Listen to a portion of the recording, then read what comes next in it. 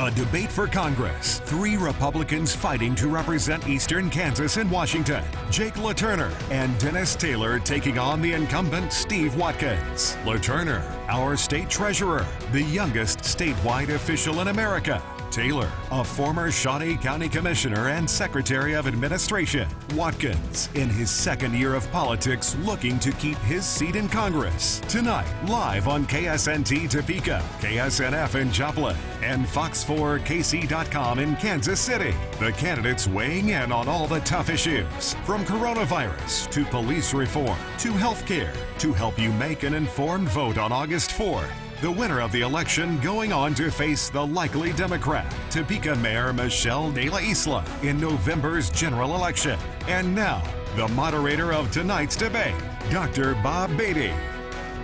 Greetings and welcome to the 2nd District Republican primary debate. First, we want you to know everyone in our studio is 6 feet apart. So if this doesn't exactly look like a debate you're used to, well, that's why. The rules are few and relatively simple. Each candidate will have up to 45 seconds to answer a question. After all 3 candidates have answered, we'll have time for follow-up and discussion on that topic while keeping those comments short. At the end of the debate, each candidate will give a closing statement. Candidate order was decided by a random spin and will rotate throughout the debate. So, let's get right to it. We start with Mr. Taylor.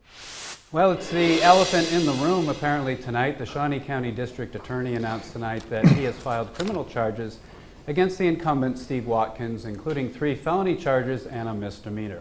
Mr. Taylor, what is your response to these charges and how do they fit into your argument that you would be the best representative for the 2nd District? Thank you, Bob, and thanks to KSNT for having us out this evening. I believe that the focus should be on issues that are related to congressional action and those steps that we would take in Congress. I'll leave it to the voters to decide what the district attorney's evidence is and how strong it is and whether there should be some prosecution here and ultimate conviction. But that's not really what Congress is all about, and those issues that I'm focused on, particularly the coronavirus and our lack of a plan and manpower and the need to test and trace and isolate. We're in a war, and that's what we ought to be focused on. The other activities such as this are a sideshow. All right, Mr. LaTurner, 45 seconds. Thank you, Bob. I appreciate the question. This is a key issue in this election because 3 weeks from today, Republican voters across the 2nd Congressional District are going to have to pick the very best candidate to go against the mayor of Topeka, Michelle De La Isla. She is well funded. She is a candidate supported by Nancy Pelosi, and we need to put our best foot forward. Clearly, our current congressman with 3 felony charges and a misdemeanor charge is not the person to do that. In fact, I would say, Bob, that it's safe to say that this is now a 2-person race. And my commitment to Dennis Taylor tonight is that I will do everything I can over the next 3 weeks to have a productive conversation about the issues and do everything I can to make sure the Republican wins after the candidate is chosen on Tuesday, August 4th. All right, Mr. Watkins, 45 seconds. This is clearly hyper-political. It comes out moments before our first debate and 3 weeks before the election. I haven't done anything wrong. As soon as I realized that I had put my mailing address instead of my physical address, we fixed it. This is very suspicious, seems highly political. We've cooperated with the district attorney completely. I'm unaware that I haven't seen the charges. I simply know that I look forward to clearing my name. I've done nothing wrong and look forward to setting the record straight. So, you know, when you keep in mind these charges, understand truly that the timing is suspicious. My opponent shares a consultant with the DA, and that's pretty suspicious itself. All right, Mr. Taylor, you wanted to chime in? Yes, I just wanted to thank Mr. LaTurner for elevating my status in the race, and certainly want to thank him for the opportunity to discuss substantive issues. I look forward to that. All right, Mr. LaTurner? Well, listen, there is a pattern here. Congressman Watkins says that he supports President Trump, but in the last election, when Trump was running against Hillary Clinton, he didn't even vote for Donald Trump over Hillary Clinton. He claims to support President Trump, but turned his back on Donald Trump when it comes to Israel. And now with 3 felonies charged today says that there's nothing to see here. It is a reoccurring theme that we see. The reality is Steve Watkins needs to take responsibility for what he's done and own up to it and deal with the legal issues that are heading his way. In the meantime, the rest of us have to focus on keeping this seat in Republican hands. We cannot send a Democrat to represent us in Washington, D.C. and have another vote for Nancy Pelosi. Mr. Watkins, you've been referenced very quickly. Sure. Well, it's complete mischaracterization. President Trump has come out strong for me. He's made me the honorary chairman of his re-election campaign. I've enjoyed incredible support from the president. President Trump has not endorsed you in this race. And also, he made me the honorary chairman of his re-election campaign because I support him 96% of the time. As for the way you mischaracterized my support of Israel is ridiculous. I am complete support of Israel, and you mischaracterize HRES 326. I mentioned that it promises ironclad support of Israel. It's the more pro-support, and honestly, Jake LaTurner, the way he's recommending I would have voted, he would have voted with the squad. The squad voted no for the bill, and that's what Jake LaTurner is recommending. I'm going to have to interrupt you, Mr. Watkins, for us to move on to the other issues, but of course we'll have discussion. Period. 10 seconds. I was referenced. Listen, I've got an 8-year-old son named Joe. Sweet kid, smart, good kid. Sometimes he messes up and fudges the truth. And I have to say, hey, Joe, take responsibility for what you've done. Be honest. All right. Steve Watkins needs to hear the same thing tonight. We're going to move on to another issue. Let's move to border issues. A recent poll by Morning Consult revealed 68% of Republicans and 71% of conservatives support protecting from deportation dreamers or illegal immigrants brought here as children. Do you support decoupling this issue from the border wall and passing those protections? And with this question, we start with Mr. LaTurner. Listen, border security is a key issue, and politicians on both sides have used this issue for a very long time to incite voters when election time rolls around. It is time to build the wall, provide border security, and make sure that we are cutting off the influx of illegal immigrants into our country. We have major problems that we have to deal with. And I don't care if you're a conservative or a liberal, you can't look at what has been happening on the border and be pleased with it. We need people that are serious about solving the issue. I am, and I'm happy to get to work on it this coming January in Congress. Mr. Watkins, 45 seconds. Now, I believe in building the wall. By the time November's election rolls around, there should be 400 miles of it built. I've been down to that border and seen firsthand some of the challenges that we face. I'm unequivocally against illegal immigration, but of course for legal immigration. In fact, my wife's an illegal immigrant from the country of China, and we welcome them with open arms. We're a nation of immigrants, but legal. Thanks. Mr. Taylor? Well, I support legal immigration, of course, and immigration reform. I think we need to do more to ensure the safety and security of children who are on the border and have been brought here. Certainly those who've come with parents who immigrated to this country without their involvement in that decision-making need to be protected. And to your specific question, which neither of the others have answered, yes, I would support decoupling the question of their status with the wall. Well, we have the other two candidates here, so we'll ask Mr. LaTurner, what about the Dreamers? I would support decoupling the issue because this is what happens in Washington. They throw everything into a big bill because they don't expect to get anything done with it in the end anyway. And then they play gotcha when the election time rolls around. I want to reemphasize, we are the most generous nation in the world. Over 1 million legal immigrants every year. And I don't know anyone that doesn't celebrate people that go through the legal immigration process. But illegal immigration, we have to put a stop to it. Right, we have to enforce our laws. Mr. Watkins, what about the Dreamers? Yeah, I agree with decoupling. We need to approach each issue individually, and I'd be fine moving forward as such. Very quickly, what about a path to citizenship for undocumented immigrants? Literally 5 seconds. Support it or not, Mr. Taylor? Well, I would support it. I think we have invested a lot in these children and their education at elementary, high school, and even university level. Mr. LaTurner, 8 seconds. we are a nation of laws. A path to citizenship is not appropriate. We need folks to go through the legal immigration system. And as I mentioned, we are the most generous nation in the world. Okay, Mr. Watkins?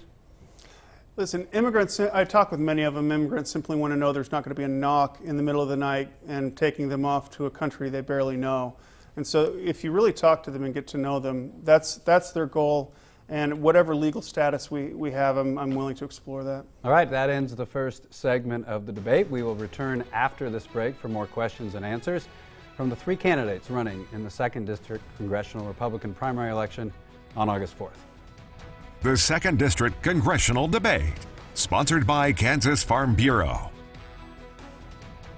Success Vision has the best prices in town. The eye doctor next door takes walk-ins. They have the best prices, the best selection, and the best service. I got 2 pairs of no-line bifocals for only $79. I got 2 pair of glasses for $39. Plus, they were ready in 1 hour. Success Vision, it's the real deal. Now that's awesome. For $39 in an hour for less. Come see us today, Success Vision Express. This summer, we're traveling the state showcasing the best destination spots in Kansas. Plan your travel with us as we introduce you to new places, historic locations, and fun attractions for the family. Watch Destination Kansas Thursday nights at 10 on KSNT News, local news that matters. If you're a farmer or rancher, chances are you've thought about joining Kansas Farm Bureau. So, what's stopping you? Your membership gives you access to the state's largest and most influential advocacy organization, the Voice of Agriculture in Topeka, Washington, D.C., and counties across the state. You'll also be helping build strong, prosperous communities through agriculture advocacy and education. Join us today. Visit kfb.org/farmerrancher to learn more. There's a simple reason nothing gets done in Congress. Everyone treats the other party like the enemy. I take a different approach. First, I'm a doctor, and I got into public service simply to improve people's lives. That's it. I'm just not into the political fights that get us nowhere. I'm focused on the basics: your healthcare costs, your jobs. And in the U.S. Senate, I'll work with both parties to get things done. I'm Barbara Bollier, and of course I approve this message. Weather facts you didn't know you wanted to know.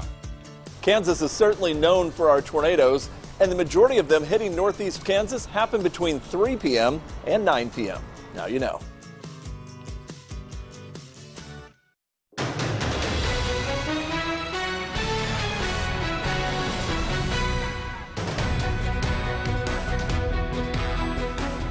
Welcome back to the 2nd District Republican primary congressional debate between Dennis Taylor, Jake LaTurner, and Steve Watkins. We move on to a question about the pandemic. In the last couple of weeks, coronavirus cases have exploded in the United States. In the meantime, cases are going down dramatically in many countries in Western Europe.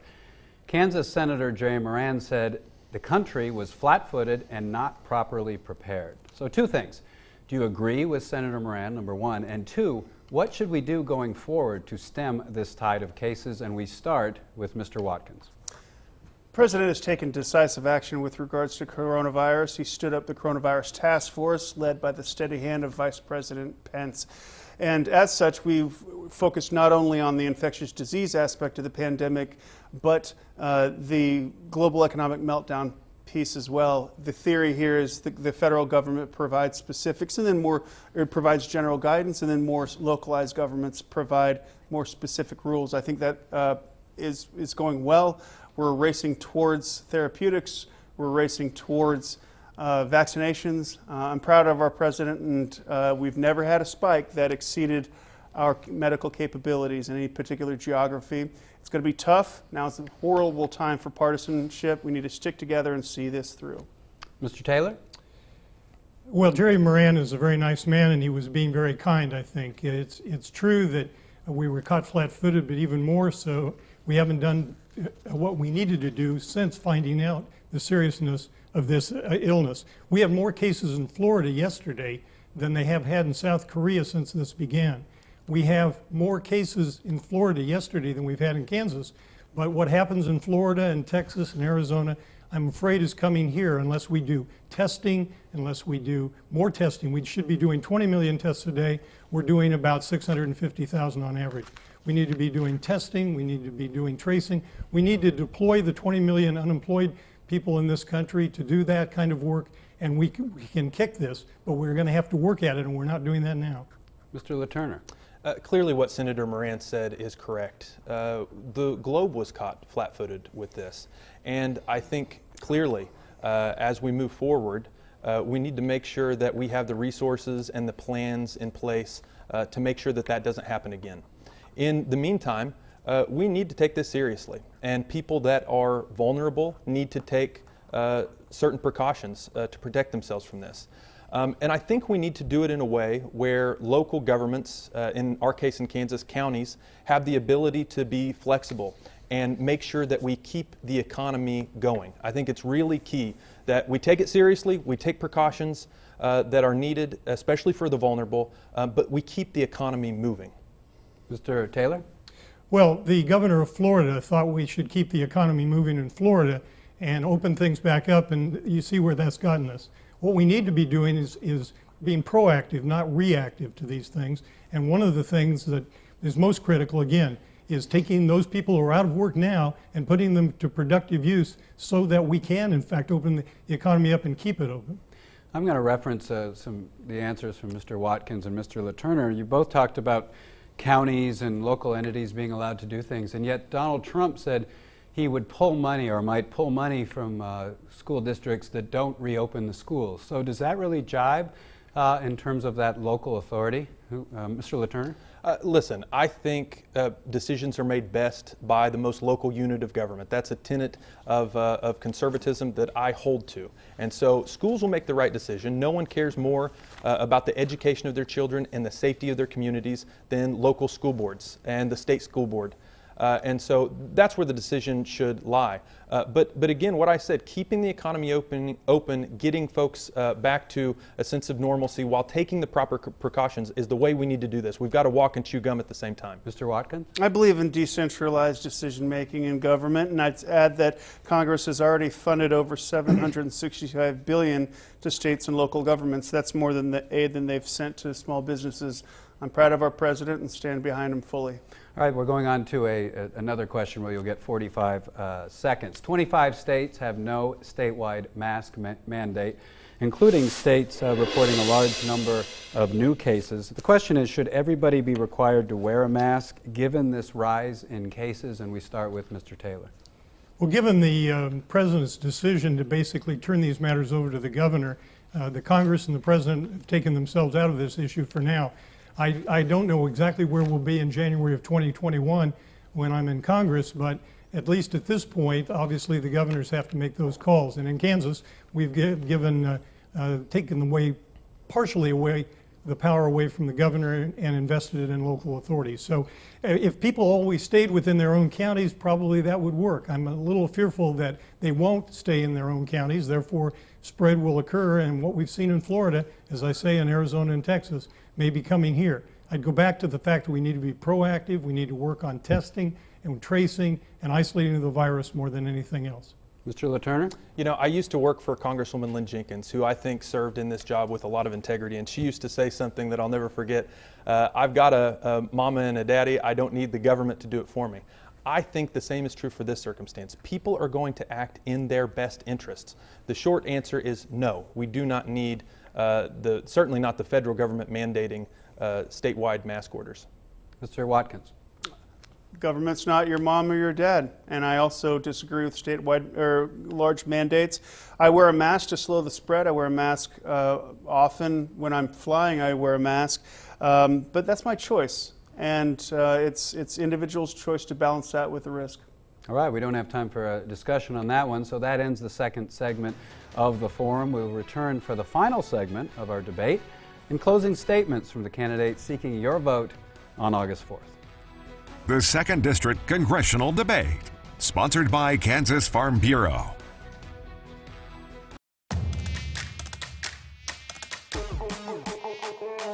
Don't dance around your mosquito and tick problem. Let Mosquito Joe take care of it. Mosquito Joe, outside is fun again. Hello, Kansans. During these summer months, staying inside is a good way to beat the heat. Make sure your air conditioning unit is in tip-top shape. An outdated or malfunctioning unit can raise your utility bills and keep you from enjoying the cool air. When not at home, set your thermostat to 78 degrees. That'll let your unit rest and keep your home comfortable. This message was brought to you by Dave Cobbler, owner of Ace Plumbing Topeka and Lawrence, your choice in plumbers since 1956.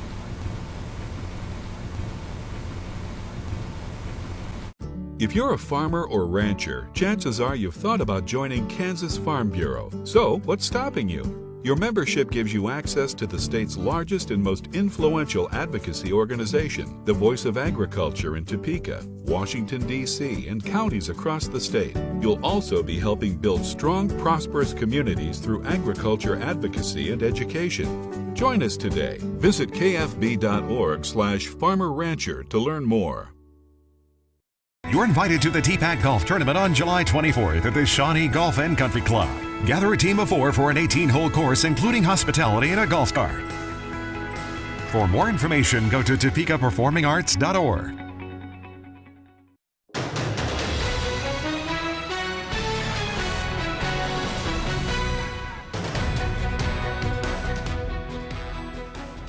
Welcome back to the 2nd District Republican primary congressional debate and our final segment. The question involves race relations and policing in America, and we'll start with Jake LaTurner. The question is, do we need major police reforms in the United States? And if so, did the bill that stalled in the U.S. Congress do enough to address the problem? Mr. LaTurner? Listen, the tragic shooting of George Floyd was a tragedy, and the violent response to it has been a tragedy. There is a bad apple or two in every single profession under the sun, including the police. And where those bad apples are found, we need to take care of it swiftly. But we cannot allow a bad apple or two to define an entire profession. I am proud to stand shoulder to shoulder with law enforcement across this state and across this country who are putting themselves in harm's way every single day to protect our rights. We need to address issues like defund the police and crazy proposals like this, and stand firm and say the police are doing a great job. We need to stand firm with them. Mr. Watkins. Listen, I've called most of the sheriffs, all the sheriffs, and talked with most of the chiefs in the district as well. And we've talked about things that are important like qualified immunity, no-knock warrants, cameras, collective bargaining, and funding. We've got a political party that wants to decrease the funding of police as crime is on the rise in our big cities. So it's time to come together and realize that 99.9% of the law enforcement professionals are fantastic individuals. I support them completely.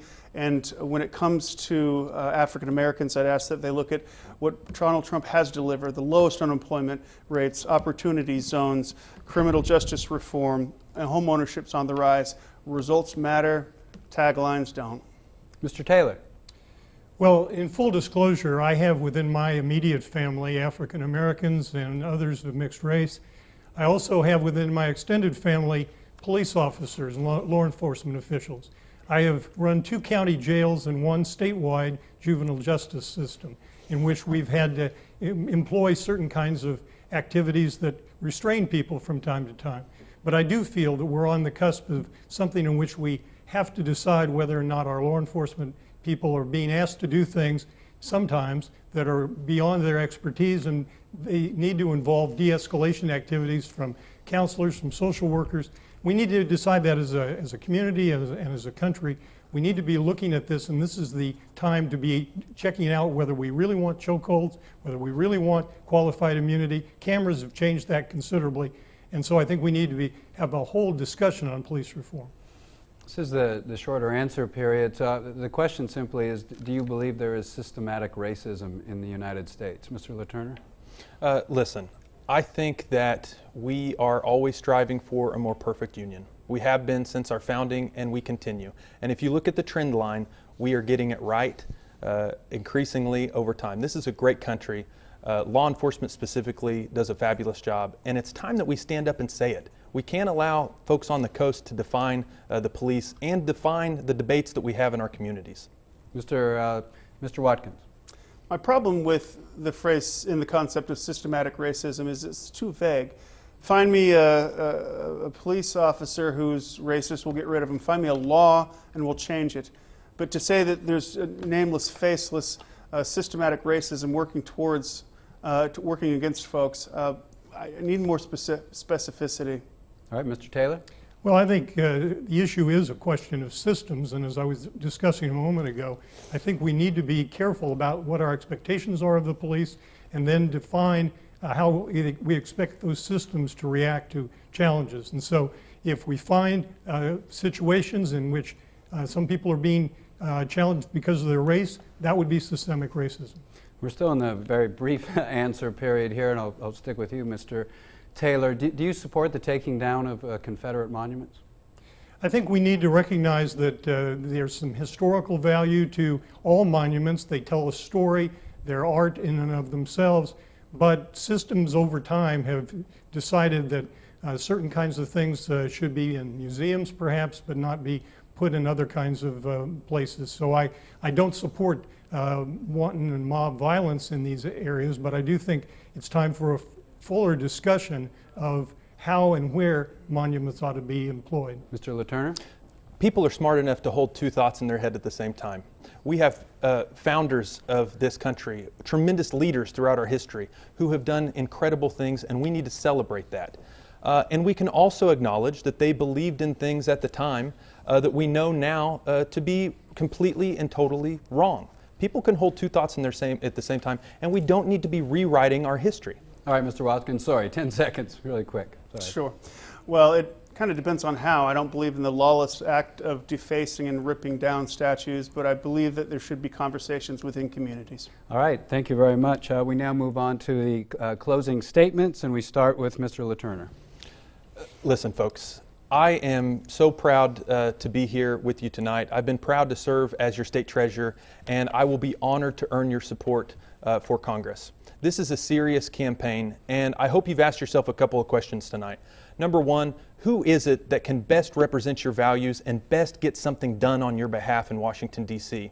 And two, who can take on the Democrat the best in the fall? I would argue that that is me.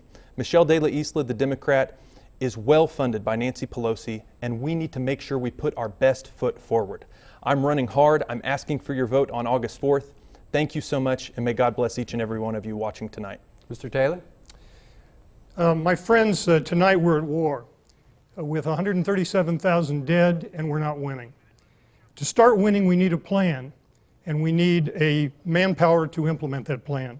We should deploy an army. We have 20 million people unemployed in this country. We could be using them to test and trace and isolate the virus, restore consumer confidence, and bring back jobs. This will be my priority, along with two pledges. One is to serve no more than 2 terms, and two is to give back 50% of my paycheck to nonprofits for COVID-19 relief. I'm a business owner.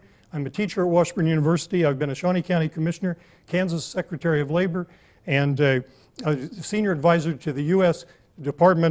State Department for Democracy and National Security in Eastern Europe. I have the experience to represent you well in Congress, and I ask for your vote. All right, Mr. Watkins? Tonight we saw the difference between an individual with a lifetime of service versus individuals with a lifetime of self-service. That's evident through the fact that I'm supported by the NRA, National Right to Life, Kansas for Life, the Guardian Fund, and NFIB, and more importantly, the people. We have many polls that have me upward about 26 points ahead. And that's led to desperation and endless investigations, just like Donald Trump. So I'm proud of where we are. I'll get my name exonerated and look forward to winning in August and November. All right, that ends the 2nd District Republican primary congressional debate, whether it's by mail ballot, early voting, or in person. Remember to make your voice heard on August 4th. And also keep being safe out there. I'm Bob Beatty saying thank you and goodbye.